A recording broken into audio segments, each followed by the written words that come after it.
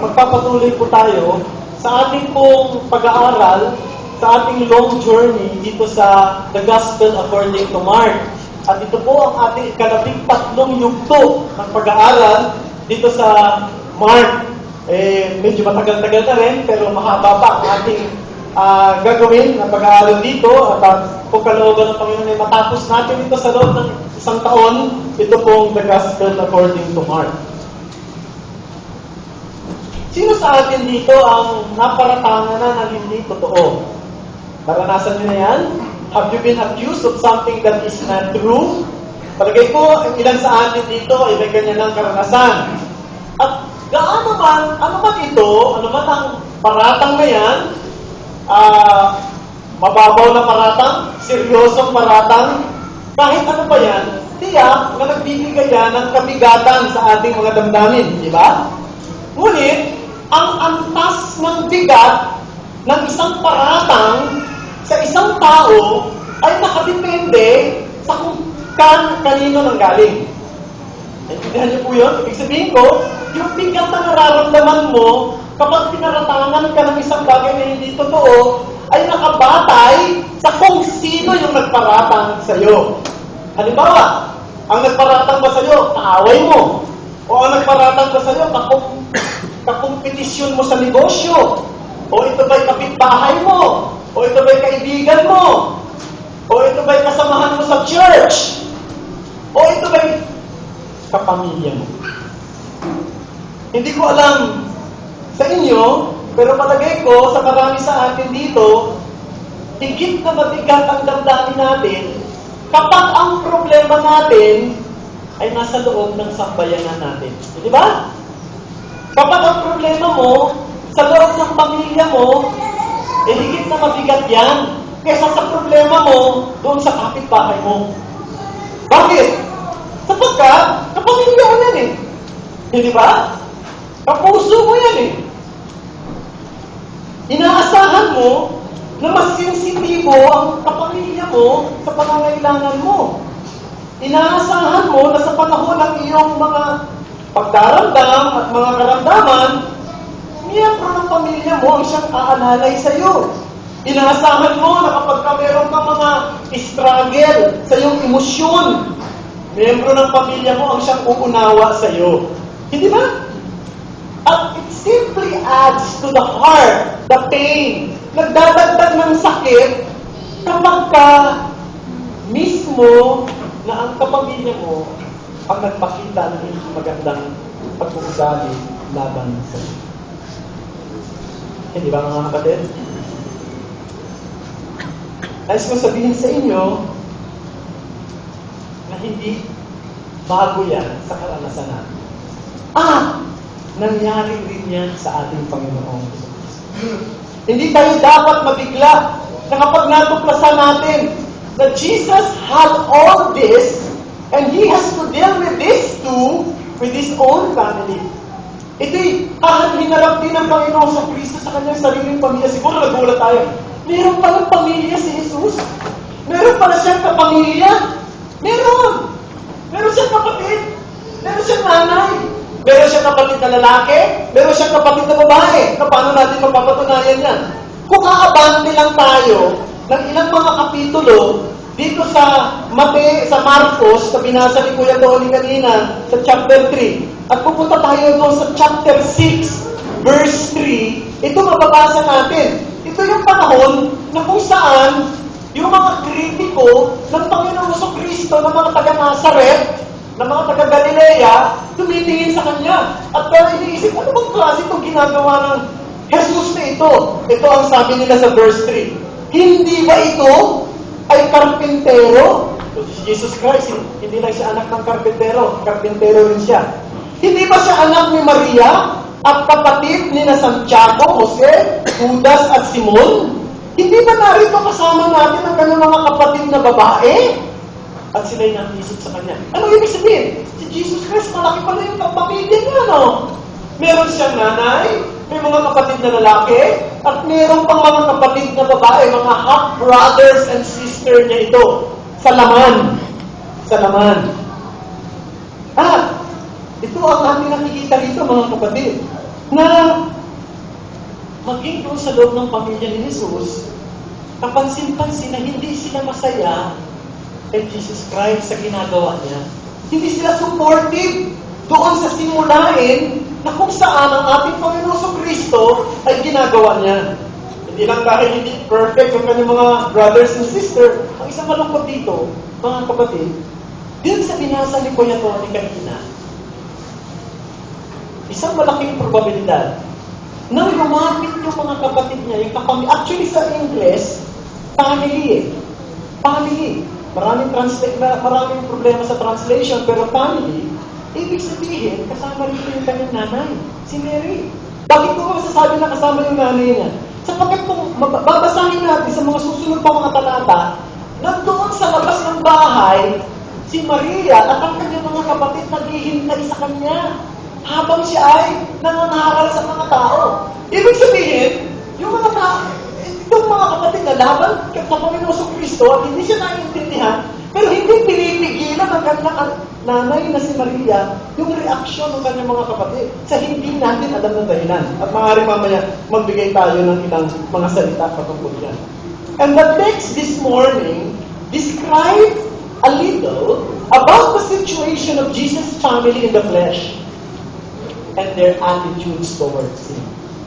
Pansinin ninyo, ang binasa ni Kuya Tony, chapter 3, verse 20, at pumasok siya sa isang bahay, nagkatipo ng mga tao, verse 21, nang mabalitaan ito ng kanyang sambahayan, lumabas sila upang siya ipigilan sapagkat sinasabi, wala siya sa sarili. Wala siya sa katindahan. Hindi sinasabi ng mga tao, medyo may problema doon sa translation natin sa Tagalog. In fact, yung nag-comment dito, na si Jesus Christ out of His mind, not people outside, but His own family. And what is the message for us this morning from this very text? And I think the straightforward message is this. At times, our own loved ones, our own loved ones, lagyan mo ng ones, will misread our faith and ministerial service. Minsan, mismo ang ating mga mahal sa buhay, no? They will misread. Ibig sabihin, hindi nila mauunawaan o mamisinterpret nila ang ating pananampalataya at ang ating paglilingkod. No? That once. And nagkamali ako sorry. Once yun. So, alam mo, this is not just an speculation or notion, but this is true in actual experience. Alam ko, meron ako mga kilala na mga tao na nung sila ay maging Kristiyano, hindi lang sila kinainisan o kinapuutan ng kanilang pamilya, itinakwil pa sila ng kanilang sariling pamilya dahil sa kanilang pananampalataya kay Jesus. So, ito po ay isang karaniwang karanasan. Isang masakit, ngunit pangkaraniwang karanasan. Si Jesus mismo, na misunderstood siya, na misinterpret siya, na misread siya ng kanyang sariling pamilya. Ay maaari, dahil nung panahon na yon, yung mismo mga kapatid niya ay hindi pa rin mananampalataya. No, pero ako na-share sa inyo na dalawang bagay. First, notable observations. Number 2, necessary lesson. Now, tingnan mo na natin dito ang ilang bagay. Let us observe the text. First thing na makikita natin dito, ito. The vast need of the crowd and the large heart of Jesus. The vast need of the crowd and the large heart of Jesus. Now, sa mga nakaraan natin pag-aaral, nakita natin si Jesus, umalis siya sa sinagoga nung malaman niya na yung mga leader ng relihiyon, mga Pariseo at mga Eskriba, ay nakipagpuntsaba sa mga Herodians para siya ay patayin. So, nais niyang ingatan ang kanyang buhay, ang kanyang sarili, kaya siya ay umalis sa karamihan at pumunta siya doon sa seashore, sa shoreline, sa baybayin ng dagat ng Galilea. At nandun siya, dinaluhong din siya ng maraming mga tao. Pagkatapos ng ilang panahon, siya ay umakyat sa bundok. Pagkatapos kung nasa bundok na siya, kanyang tinawag ang 12 alagad na naging apostol para sa kanyang sarili. Pagkatapos noon, upon knowing sa mga bagay na ito, pagkatapos, ang sabi rito ay umuwi siya. Bumalik siya sa kanyang bahay. Now, ang bahay na tinutukoy dito, most probably, ay yung bahay doon sa Capernaum, hindi sa Nazareth. Sapagkat si Jesus ay wala na sa Nazareth noong panahon na yon, siya ay naglumipat ng bayan, ito yung Capernaum, at dito sa Capernaum, ay tumira siya sa isang bahay na maaaring pag-aari ni Simon, ng pamilya ni Simon, na later on ang pangalan ay si Pedro, doon siya, ito yung kanyang naging base. Nung malaman ng maraming tao na si Jesus ay umuwi sa kanyang bahay, ang mga tao ay dumagsauli. At sabi rito, ay nang mabalitaan iyon ng kanyang kasal. Sa verse 20, pumasok siya sa isang bahay at nagkatipon ang maraming tao. Napakadaming tao daw ang nagkatipon. Sabi, kaya sila hindi na halos makakain. So, ito nga, yan ang makikita natin. Eksena. Ang daming tao, pag uwi na Jesus sa bahay, nagpunta ng napakaraming tao, mga tao mayroong iba't ibang pangangailangan. No? Mga tao na maaaring gustong sumaksi sa mga himala ni Jesus, o maaaring makaranas ng kagalingan sa karamdaman, o maaaring kagalingan lamang sa pagpapahirap ng mga demonyo sa kanilang katawan, o maaaring mga tao rin na gustong makapakinig ng Ebanghelyo, ng mensahe patungkol sa kaharian, o yung maaaring meron din tao na nakikiosyoso lang, o nagkahanap ng mga pwedeng paratang sa Panginoong Jesucristo. Iba't ibang kapangangailangan, iba't ibang mga tao na may iba't ibang sitwasyon at mga hinahanap sa Panginoon. At narito ang Panginoon sa Kristo. Napakalaki ng kanyang puso. At sila'y kanyang pinagaling, pinangaralan, at sabi, sa dami ng tao, halos hindi na sila makakain. Hindi naman sinabi hindi sila kumain, kundi halos hindi na sila kumain. Ibig sabihin lang dito, mga kapatid, si Jesus at ang kanyang mga alagad, handa silang i-attend ang pangangailangan ng mga tao ito, even to the point that they were not able to eat their meals in normal time. Napakalaki ng puso ni Jesus sa napakalaking pangangailangan ng mga tao. Now, ang pangalawang observation na nais ko ipakita rito ay ito. The shocking attitude of the family of Jesus. Verse 22. Verse 21, nang mabalitaan niyo ng kanyang sambayanan, lumabas sila upang siya ay pigilan. No? Actually, sa ibang translation, upang sila ay alisin. Upang siya ay alisin. Ang ibig sabihin, upang siya ay hikayatin umalis na sa lugar at itago na nila. Sapagkat itong sinasabi nila, wala siya sa tamang pag-iisip. He is out of his mind. Imagine that attitude, brethren. Diba? Shocking conclusion from his own family. So the most commentators argued, sino ba ito? Family ba ito? Mga friends ba ito? Pero mga commentators, they are in unison na nagsasabi, this is his own immediate family. Yung brothers and even the mother himself. Ang naroon. Bakit ko nasabi yan? Verse 31 ng chapter 3, ito ang mababasa natin. Dumating ang kanyang ina at ang kanyang mga kapatid na lalaki na nakatayo sila sa labas. Ang ibig sabihin, ito yung mga kasamba, mga immediate family ng Panginoong Jesucristo. No?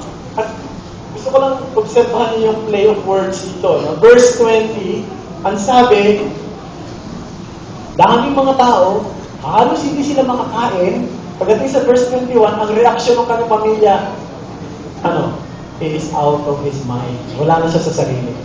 Now, hindi ko naman sinasabi, may kinalaman ang hindi nila pagkain dahil wala na sila sa sarili. Hindi naman totoo yun sa Panginoon at hindi rin totoo yun sa kanyang mga alagad. Pero madalas nangyayari yan, di ba? Pagka hindi maayos ang pagkain mo, nagkakaroon ng naapektuhan ng iyong pag-iisip. Pero hindi yan totoo sa Panginoon Kristo. And here, whatever achievements na naman ang ginawa ng Panginoong Kristo na mga dakilang bagay, hindi ito napansin ng kanyang mga kapatid. Ano man ang mga papuri na dapat ay ibigay sa kanya dahil sa mga himala o dahil sa kanyang pangangaral ng salita ng Diyos, hindi ito pinagkaloob sa kanya. Sabi ng isang mahusay na manunulat na siyang author ng Narnia, si C.S. Lewis. Sabi niya si C.S. Lewis, meron daw iba't ibang pananaw ang pwedeng ibigay sa Panginoong Kristo ng mga tao.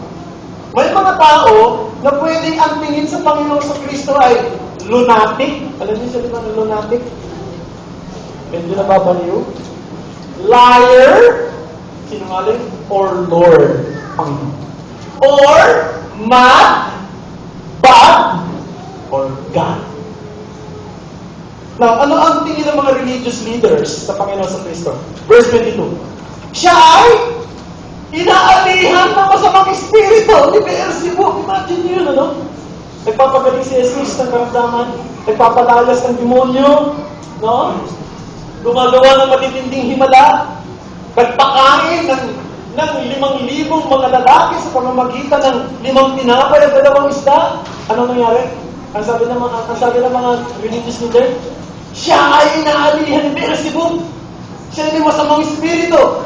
Siya ang inaalihan ng prinsipe ng mga demonyo. Verse 22, yan ang sinabi nila. Ano naman ang nasa isip ng mga kapamilya? Maaaring nababaliw na siya. He is out of his mind. Imagine that. He is out of his mind. And here, we don't see any reaction from the mother. Di ba? Dapat nandito yung nanay will come and will defend Jesus. May nabasa pa kayo na dinipensahan niya si Jesus Christ doon sa reaction ng kanyang mga kapatid. May mababasa pa tayo na si Mary ay nagsalita at sinabi, huwag niyong sabihin siya ang inyong kuya. Siya ang ating Panginoon. Siya ang ating tagapagligtas. May sinabi mo ron? Wala. So, ang kanyang pananahilig ay isang malaking problema sa mga bumabasa ng salita ng Diyos. Maaaring may dahilan at hindi natin alam. Pero dito makikita lamang natin na isang embarrassment marahil sa pagdamdami ng mga kanyang kapamilya itong ginagawa ng Panginoon sa Kristo. No? And actually, we read another incident. Because this is not the only time na ang pamilya ni Jesus Christ ay hindi siya naintindihan. If you will read John chapter 7, please turn your Bible in John chapter 7, and let us read verses 1 to 5. John chapter 7, o 1, kapitulo 7, talata 1 hanggang 5. Pagkatapos ng mga bagay na ito, pumunta si Jesus sa Galilea. Ayaw niyang dumaan sa Judea sapagkat pinagsisikapan ng mga Hudyo na siya'y patayin.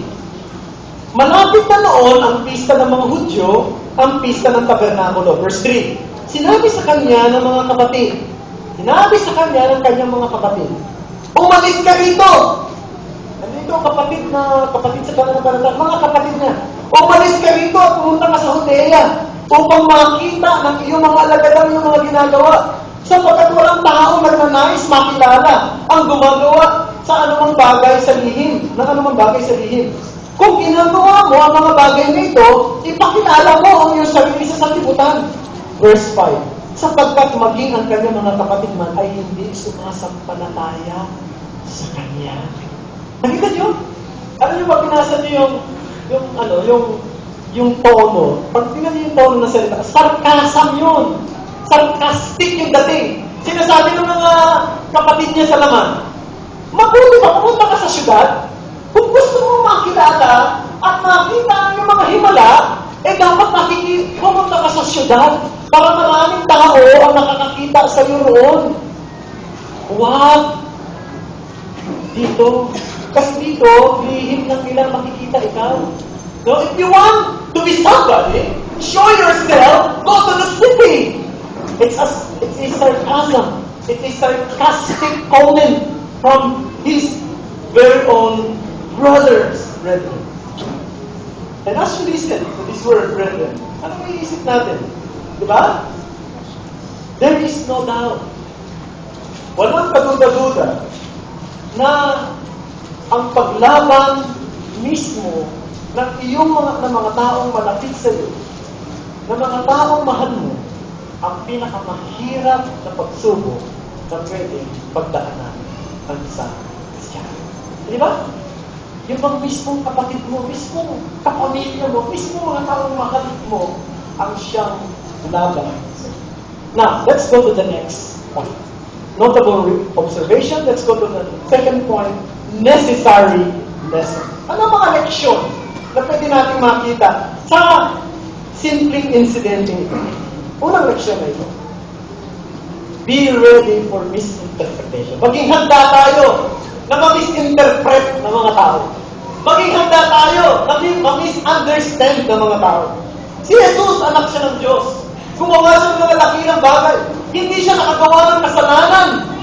Pero mismo ang kanyang mga kapamilya, hindi siya naiintindihan. And gusto ko bigyan natin ng pansin dito, na sa kabila ng lahat, merong hindi ginawa ang Panginoon laban sa kanyang mga kapatid. Hindi niya kinontrol ang kanyang pamilya. Di ba? Walang indikasyon dito na itong mga kapatid niyang lalaki rito na hindi naniniwala sa kanya at hindi nananampalataya sa kanya. Pinuwersa niya na sila'y manampalataya sa kanya. Pero, hindi rin niya hinayaan na kontrolin siya ng kanyang sariling pamilya. Hindi siya nagsalita ng mga pangit na mga pananalita. He didn't say bad words against them. Though, some sarcastic words are being said to him by his own brothers. Diba? Wala kang makikita response sa sarcasm o mga bad words mula sa Panginoong Kristo. Hindi natin nakikita na nag-react siya ng negatibo sa kanila. We don't hear Jesus reacting to them, to their assessment that he is out of his mind. Imagine, if you are pagsabihan ka, wala ka sa tamang pag-iisip mo. Wala ka sa tamang, pag sinabi wala ka sa tamang pag-iisip, sabihin natin, you're out of reality, you're out of touch sa reality. Yan ang sabihin niya, di ba? So, yan po ang makikita rito mga kapatid. So, some of your friends, some members of your family, mag-misinterpret ka rin sa pananampalataya. At minsan iisipin na napaka-religyoso mo naman. No? Pati araw ng linggo, sana tayo ay nagkakasama-sama. Gagamitin mo pa rin yan para sa pagsamba. Maaari ang tingin nila masyado kang panatiko o religyoso kapag ayaw mong ma-miss ang pagsamba sa araw ng Panginoon. O maaari ang tingin nila, sobra ka naman kung kinakailangan mong iwanan ang isang trabaho dahil para maiwasan sa pagkompormiso na nangyayari sa loob ng iyong opisina. I know of a Christian na he has to resign sa kanyang trabaho na napakalaki ang sweldo dahil gusto niyang itakas ang kanyang sarili sa pagkompormiso sa mga bagay na mali na nangyayari sa loob ng kanyang opisina. Diba? Kung sasabihin ng mga kaibigan mo, masyado ka namang banal. Ba't ayaw mong sumama sa mga sensual parties? Hindi ko sinasabi masama kumati ng party. Ang sinasabi ko yung mga sensual parties. If you don't want to be with your friends in that place, because they don't want to commit sin, they don't want to fall in sin, and they will say, masyado kang makaluma, masyado kang panatiko, masyado kang religyoso, may mangyayari yan. Some will misunderstand you. Some will misinterpret you. Some will misread you. But only some. Hindi lahat. Hindi lahat. May May mga taong maaaring sa ginagawa mong paninindigan ay unti-unting sumisibol ang kanilang paghanga sa iyo. At unti-unting nakikita nila bakit ganyan ang paninindigan mo at hindi tulad. Meron pong isang tao, pangalan si Mr. Ines. Isang tao pong si Mr. Ines ay nilapitan ng kanyang anak na lalaki. At sinabi ng kanyang anak na lalaki, gusto niya maging misyonaryo sa malayong lugar. Nalungkot si Mr. Ines sa desisyon ng kanyang anak. Pero alam niyo ba, sabi niya, may mga magulang na nalulungkot dahil masama yung kanilang anak, bad boy. Pero ako, nalulungkot dahil yung aking anak ay good boy. Gustong mag-mission. Ang punto ko, may mga tao mami-misinterpret ka sa ginagawa mo. Pero may mga tao maaaring pumahangat ka rin dahil sa pamumuhay mong you have to be ready to be misunderstood. Huh? Remember this. Conviction and elimination is the word of the Holy Spirit. Ang pagliliwanag sa isip at pagbibigay konviksyon sa puso ng isang tao ay gawain ng Espiritu Santo. Isipin lang natin dito, si Jesus, hindi siya naiintindihan ng kanyang mga kapatid. Ang sabi pa ng mga kapatid, wala na siya sa sariling pag-iisip. Pero bakit nila sinabi yun? Hindi dahil si Jesus ay hindi namuhay ng may kabanalan. Hindi dahil si Jesus ay hindi niya ginampanan ng kanyang tungkulin bilang anak sa kanyang mga magulang at bilang kuya sa kanyang mga kapatid. Alam natin, si Jesus ay naging isang karpintero. Kung pag-aaralan mo yung buhay niya, di ba? Si Jesus Christ, kung 12 years old siya, yun ang huling pakita ng kanyang kabataan. 12 years old. Sumunod na mga pangyayari, wala nang ma-record kung anong nangyari sa kanya. Ang susunod na eksena ng buhay ng Panginoon ay nung siya binautismuhan sa ilog ng Jordan. 30 years old na siya noon. So yung 13 years old niya hanggang 29 years old, walang naka-record kung anong ginagawa ni Jesus. Bakit? Isang malaking probability na yung panahon na yun, hinamit na yun para sa pagtulong niya sa kanyang pag-ibig. Pag-alalay niya sa kanyang tatay bilang isang karpintero, kaya siya mismo ay tinawag din karpintero. Ibig sabihin, ginampanan niya ang kanyang tungkulin. Masipag siya. Namuhay siya ng matuwid. Pero ang mga kapatid niya, hindi siya naiintindihan. Bakit? Sapagkat ang kaligtasan ay nasa kamay ng Panginoon. Salvation is of the Lord. Ang Espiritu Santo ang nagbubukas ng puso at isip ng isang tao upang iligtas ng Diyos ang gusto niyang iligtas sa pamamagitan ng kanyang anak na si Jesus. Diba? Kung naalala niyo sa Aklat ng Mga Gawa, Kapitulo 16, talatang 4, meron isang babae ang pangalan ay si Lydia, isang negosyante. Nakikinig siya sa pangangaral ni Pablo. At anong sabi ng Acts 16:4? Ang binuksan ng Diyos ang puso ni Lydia. Sino nagbukas ng puso? Si Pablo ba? Ha? Si Lydia ba? Ang Diyos ang nagbukas upang pakinggan niya at para maunawaan niya ang pangangaral. Anong punto rito sa atin bilang mga Kristiyano? Ipanalangin natin na buksan ng Diyos ang puso ng ating mga anak na hindi pa mananampalataya, ng ating mga magulang, ng ating mga asawang hindi Kristiyano, ng ating mga kapatid, mga kamag-anak at ang mga kaibigan, sapagkat wala yan sa iyong mga kamay. Maaari ikaw ay nangangaral, nagbabahagi, nagpapakita ng halimbawa, ngunit ang Diyos ang nagbubukas ng puso ng isa. Yan ang isang mahalagang aral sa bawat isa sa atin. Pangalawa, be zealous for what is right. Be zealous for what is right. Dito makikita natin, si Jesus at ang kanyang mga alagad, sabi rito, halos hindi na sila makakain sa pag-intindi sa pangangailangan ng lubhang maraming tao na pumupunta kay Jesus upang humingi ng tulong.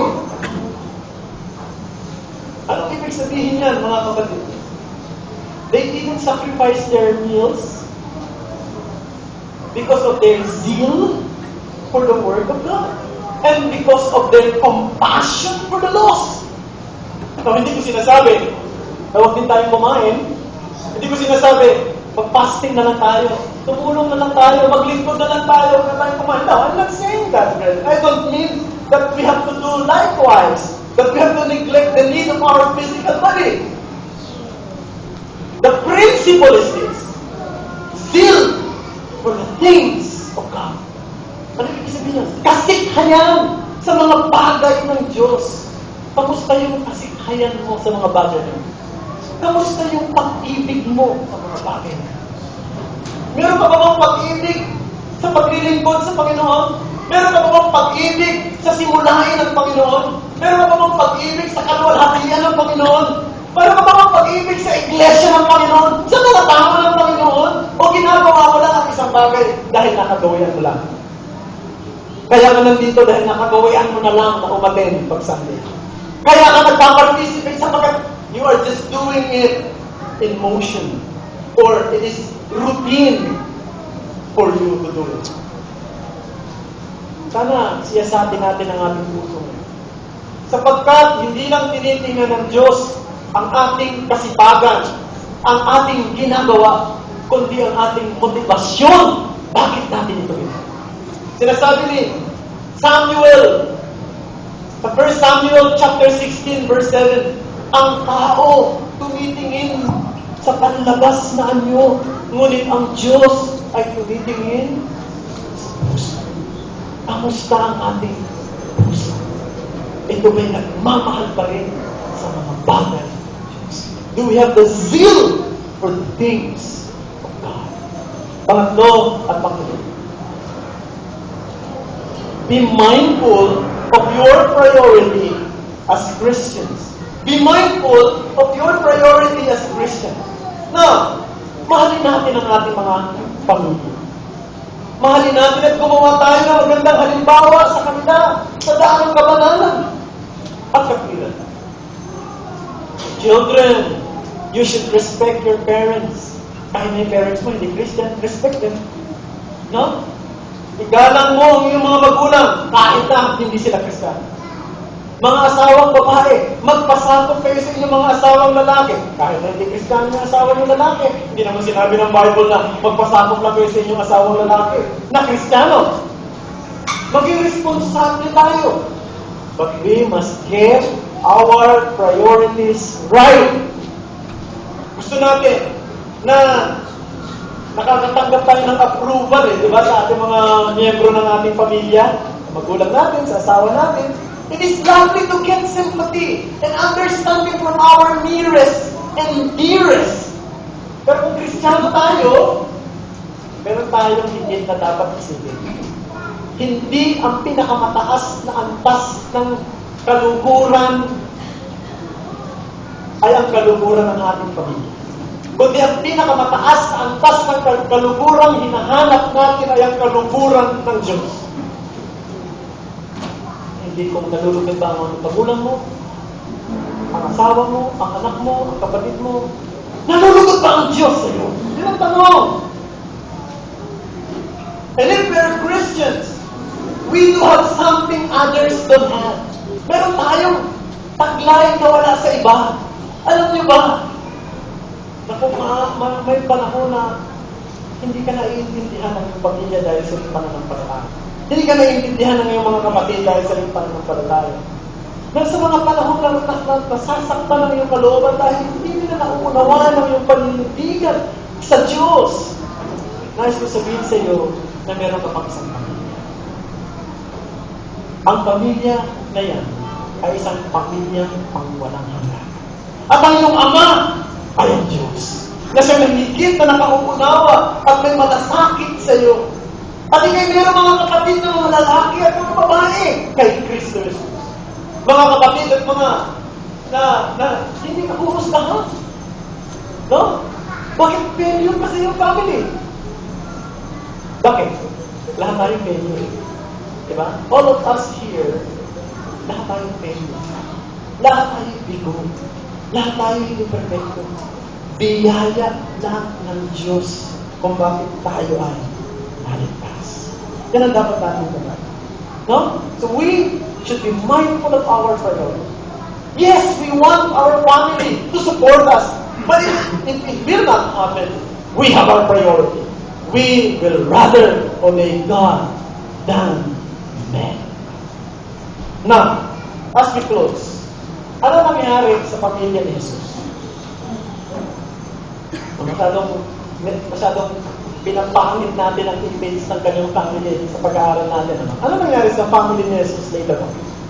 Noong si Jesus ay ipinako sa krus, siya namatay, pagtapos ng 3 araw siya muling nabuhay, pagkakita sa kanyang mga alagad, nagpakita sa 120 na mga alagad, at nung araw na siya umakyat na sa langit, pagkatapos na siya umakyat sa langit, ano ang nangyari? Tingnan natin ang eksena sa Aklat ng Mga Gawa, Kapitulo 1, talatang 12 hanggang 14. Please turn your Bible. Acts chapter 1, verses 12 to 14. Ito mababasa natin. Verse 12, Mga Gawa, Kapitulo 1, talatang 12 hanggang 14. Pagkatapos ay bumalik sila sa Jerusalem, buhat sa tinatawag na bundok ng mga Olibo. Malapit sa Jerusalem na isang araw ng Sabat lakarin. Nang sila'y makapasok sa lungsod, umakyat sila sa silid, sa itaas, nandoon nakatira sina Pedro, si Juan, Santiago, Andres, Felipe, Tomas, Bartolome, Mateo, Santiago, anak ni Alfeo, si Simon na makabayan at si Judas na anak ni Santiago. Sama-samang itinalaga ang lahat ng ito, ang kanilang sarili, para sa panalangin, kasama ng mga babae at si Maria na ina ni Jesus at ng kanyang mga kapatid. Ano nangyari mga kapatid? Nagkaroon ng malaking pagbabago. Pagkatapos sa si Jesus ay muling mabuhay sa mga patay, ang kanyang mga kapatid ay nanampalataya sa kanya. Nagkaroon ng pagbabago. Yung mga kapatid niya na naglilibak sa kanya, ngayon sumasamba na. Yung mga kapatid niya na sinasabi, he is out of his mind, ngayon nananalangin na sa kanya. Yung kanyang mga kapatid na ito, nalaban sa kanya, ngayon alagad. Bakit? Napakaganda halimbawa. Sapagkat si Jesus hindi binuli ni Jesus ang mga kapatid niya. Diba? Jesus had not given up them. Siya hindi siya sumuko sa kanyang mga kapatid. Si Jesus in His life and in His ministry had eventually persuaded them sa buhay at ministeryo ni Jesus. Eventually, nahikayat niya ang kanyang mga kapatid na manampalataya sa kanya. Ibig sabihin, huwag tayong mawala ng loob. No? Huwag tayong manghina ng kalooban. May kapangyarihan ang Diyos na baguhin ang puso ating mga mahal sa buhay na hindi kamahal. Kayang baguhin sila ng Diyos, and God still changing even at this time. God still changed families. God still changed people. God still changed community. And He uses people just like me and you to do it. Just share the gospel. Preach the gospel. Be a good example of what is holy and righteous life. Who knows? In His own time and in His own power, pwedeng kumilos ang Panginoon at kilusin ang pusong matigas, ang pusong bato ay gawin niyang pusong sama. Maraming salamat, Panginoon, sa mga